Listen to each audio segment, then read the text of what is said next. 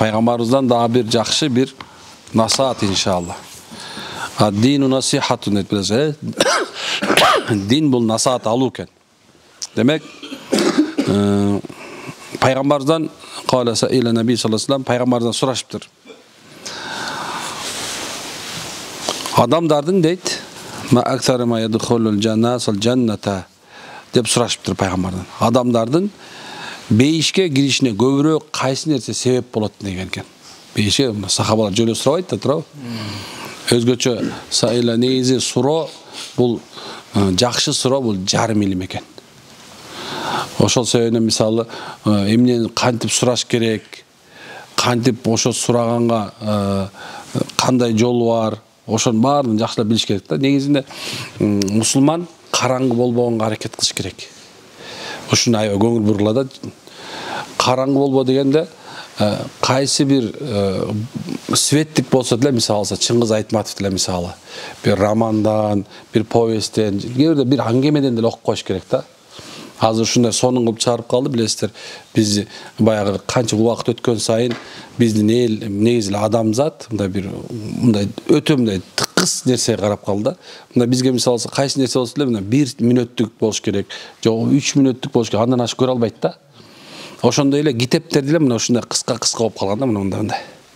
Анан ушул мисалы кээ бир убакыттарда мисалы адамдарга багыт бере турган китептерди, ошол мисалы тарбия бере турган китептерди, мисалы кантип бала тарбиялашым керек, кантип татыктуу ата болом, мисалы кантип татыктуу күйөө болом деген китептер аябай көп.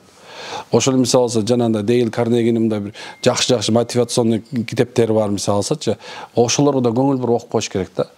Анткени китеп окуган адам суроо бергенди да билет десеңиз да. Анткени канчалык окуган сайын суроо ошончолук көбөйөт, билесиздерби? Ошол сен китеп бул мындай бир чоң бир үй сыяктуу да. Ага кирип алгандан кийин анын ичинде ар кандай суроо пайда болот десеңиз да.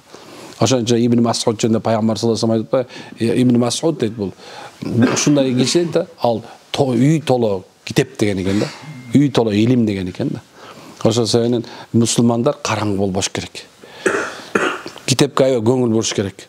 Эгерде бир күндө жок дегенде бир 10 барак китеп окуп койгонго аракет кылыш керек деп ойлойм менчи. Анткени мисалы 10 мүнөт карап отурганга караганда 10 мүнөт китепте көп пайда бар. Анан кайсы нерсе табитиңе жагат. Ошол нерсе. Кээ бир адамдар бир эле китепти кайталап эле окуй берет да. Ал ошо китептен ары чыга албайт, акылды өспөйт экен да. Бизге Алла Таала акылды берген, акыл жүгүртүш үчүн да. Ошол үчүн пайгамбардан сураганда дагы сахабалар ушу маанилүү, өзгөчө бир маанилүү суроолорду сурашкан экен. Эми караңыз, мисалы бир жерде сурап аткан адамды дейт, бейишке киргизе турган кайсы эң жакшы амалды, эң жакшы көбүрөөк кайсы амалды кылалы деген суроо болот да. Жөн эле суроо эмес, байкадыңызбы? Ахиреттик адамды мындай түбөлүктүү жайга даярдап, ошол жерге киргиси келип атат да, десеңиз да. Уйчудан барып алып, мисалы кой жөнүндө сурасаң билбейт туурабы? Жылкычыга барып алып, мисалы калса уй жөнүндө сурасаң билбейт. Ошол себептен мусулмандын өтө билимдүү болгон жакшыраак. Анан зирек болуш керек.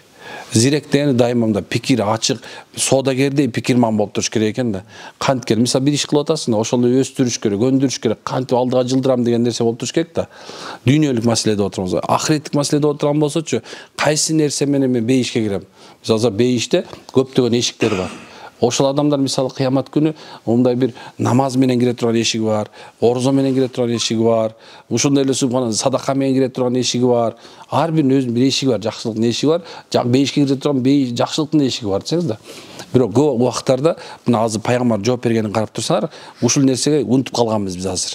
Биринчиси пайгамбар жооп берген. Алла такыбалык кылуу, анан экинчиси чырайлуу кылык мүнөз деген экен. Мен такыбачылык жөнүндө көп айтып бердим.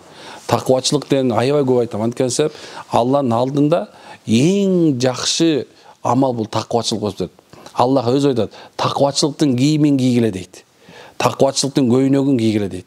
Ал дегени сени адамдар мисалы сен кийимиң менен тааныйт да туурабы? Мен бир апендинин немесин айтып берем дайымачы. Апенди баягы тойго барган имиш. Барса, мага ошо шөлбүрөп кийип алганго. Анан субхана баягы кирсе, эме калыптыр. Апенин алдына кичинекей балык коюп коюштур.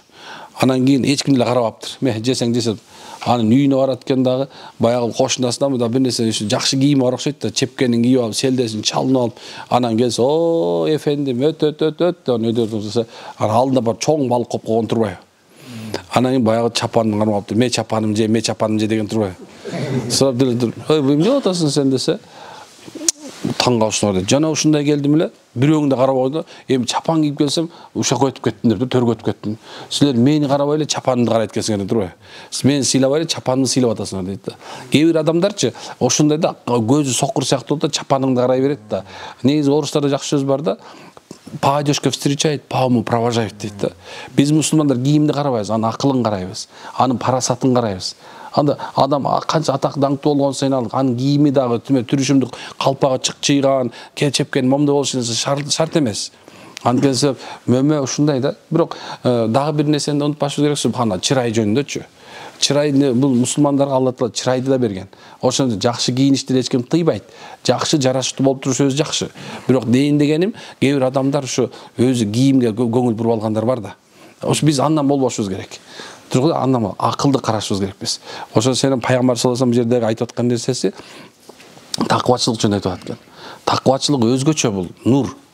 Көп адамдар мындай кандай таквачылык болуш керек десе, Алла өзү айтып аткан да, силердин турганыңар, басканыңар бүт нерсе таквачылык болсун деп.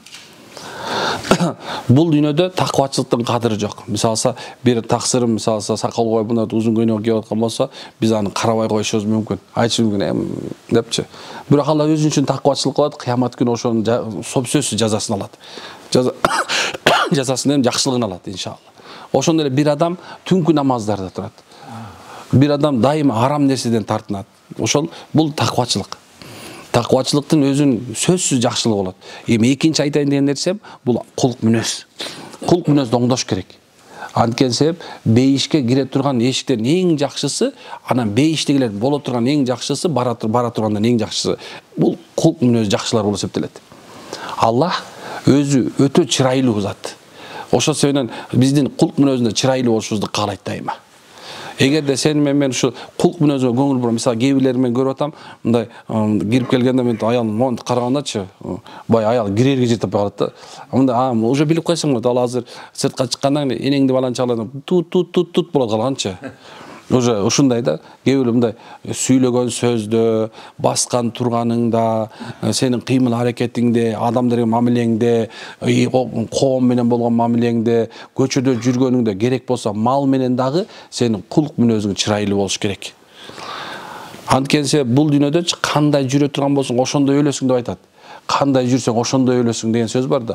Кайсы нерсени көп сүйлөсөң, ошону айтып өлөсүң деген сөз дагы бар да, анын ортосундачы. Жалаң сөгүнүп жүрөсүңбү? Жалаң басынтып, мындай өзүңдү мындай бир кандай мындай жанагындай кээ бирлер бар го, мындай оозунан ак ит кирип карайт чыккандар бар го. Булар ошондой келме айтышы оор болуп калат. Билесиңерби? Адамдын жүрөгү губка сымал болот. Адамдын жүрөгү, калп биздин жүрөгүбүз бул губка сымал болот. Эгерде ошону мисалы бир стаканда турган сокко салып туруп кайра сала турган болсоң, сок чыгат анданчы. Эгерде сууга салып турган суу чыгат андан. Эмнени сиңирсе ошол чыгып калат. Ошол аалымдардын эң чоң корккон нерсеси, аябай биздин мындай чоң аалым олиялардын, мисалы пайгамбарды эскертип кеткен нерсеси ушул эки, ушул жүрөктү багыш керек экен да. А жүрөк кулк мүнөздү аябай сүйөт экен. Кээ бир адамдар мисалы жөнөкөй болсо, мындай бир кичине антип бир сиз деп койсо, кээ бирлер бар да, алсыздык катары көргөндөр бар да. Бу карасаң катынга окшоп, ушул сиз дей берет. Карасаң, муну жүргөнүн карасаң, эркектей эле болсоң боло, муну тың болсоң боло дегендер бар го. Ал ушинтип ойлошот да, алсыздык деп ойлойт. Жок, биз мусулмандар субхана сиз дегенден уялбайбыз. Биз ушундай нерсе бар. Алланын алдында эң жакшы бейиштен берилген бир белек болот. Ошол эле кулк мүнөз болот.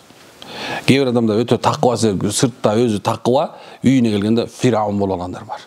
Туурабы? Сыртта тим эле карасаң олия, үйгө келгенде карасаң баардын гайкасын киргизет. Ошондон аялы психологический больной болуп калган. Ана мага алып келишет, мына жин бар оку депчи. Мындай карайсың да, эмне дейсиң эми? Тигини эметейин десең, эркектин да кадыры түшүп калышы мүмкүн. Тигини дейин десең, азыр аялды сен ушундай болуп калыпсың десең, күйөөсүн карап өкүрүп бакышы мүмкүн. Эмне кылыш керек? Ортодон тургандан кийин ары карап бери ака-жака сен жакшы ушундай дейсиң десең, көп ушундай биздин кулк мүнөздүн начарлыгынан да. Эми карайсыз, пайгамбарыбызды карайлы. Пайгамбарыбыздын кулк мүнөзү кандай болчу? Пайгамбар саллаллаху алейхи ва саллям бир да жол бир адамдын көңүлүн оорутпаптыр. Эми биз бул дүйнө катачылык кетире турган дүйнө. Чынында биз деле көп адамдын көңүлүн калтырып койгондурбуз. Бирок дегеним, пайгамбарыбыз бир да адамдын көңүлүн калтырган эмес. Пайғамбарыбыз саллаллаху алейхи вассаламдан сұрап жатқанда, аялынан сұрап жатқан Айша енемізден, пайғамбар саллаллаху алейхи вассалам қандай десе, пайғамбарымыз басып жүрген Құран еле дейді. Қазір пайғамбар басып жүрген Құран болсын дейді. Эми ғалымдар айтып жатқан басып жүрген Құран деген не дейді?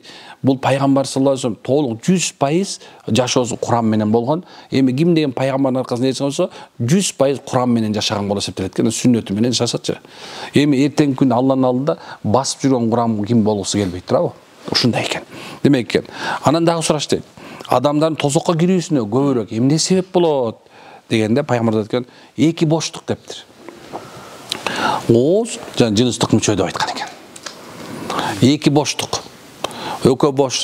Алла Таала ушундай зат субханалла. Мындай алымдар хикматты өтө жакшы көрүп эмес билесиз, даанышмандар өтө сүйлөйт. Эми карасаңыз дейт, 32 таш менен анан кийин мындай бир эт менен кошсо бир этти ондай чыгарабыз эмес. Карман 32 таш эми бияктан чыгып болбой сүйлөнүп кетет экен да. Кыямат күнү Алланын алдында азапка калгандар көп сүйлөгөндөр болот экен. Пайгамбар айткан, көп сүйлөгөндүн күнөөсү көп болот дейт. Дагы бир жерде канча көп сүйлөгөн сайын дейт да, адамдын парасаты үчүн болот. Кимде олия болгусу келсе, азыраак сүйлөсүн, азыраак күлсүн деп айткан экен. Ким деген бул дүйнөдө жакшылыкка жетем деп турган болсо, анда субханалла эмне деген азыраак сүйлөсүн деген экен. Бир нерсе, бир ушундай бир кисок эт бар дейт да, ошол өрттөйт, анан кийин өлтүрөт, анан тирилтет деген экен. Ал тил деп айткан экен да. Biz adam geverde tilimiz menен сүйлөгөндө бирөөнү өлтүрүп салышы мүмкүн экен да.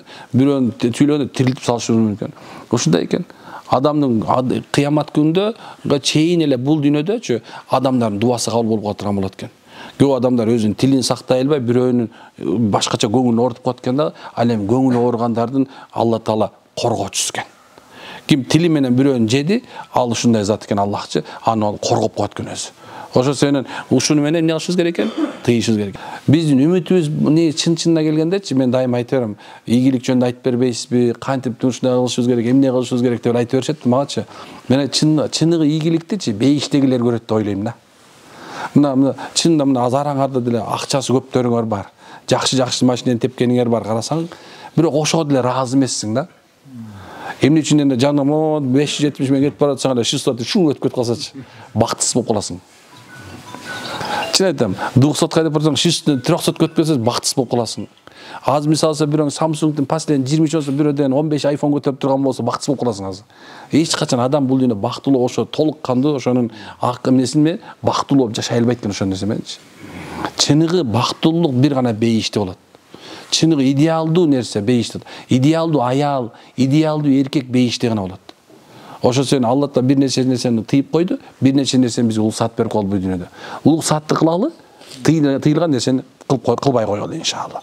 Аракет кылабызбы? Точно иншалла?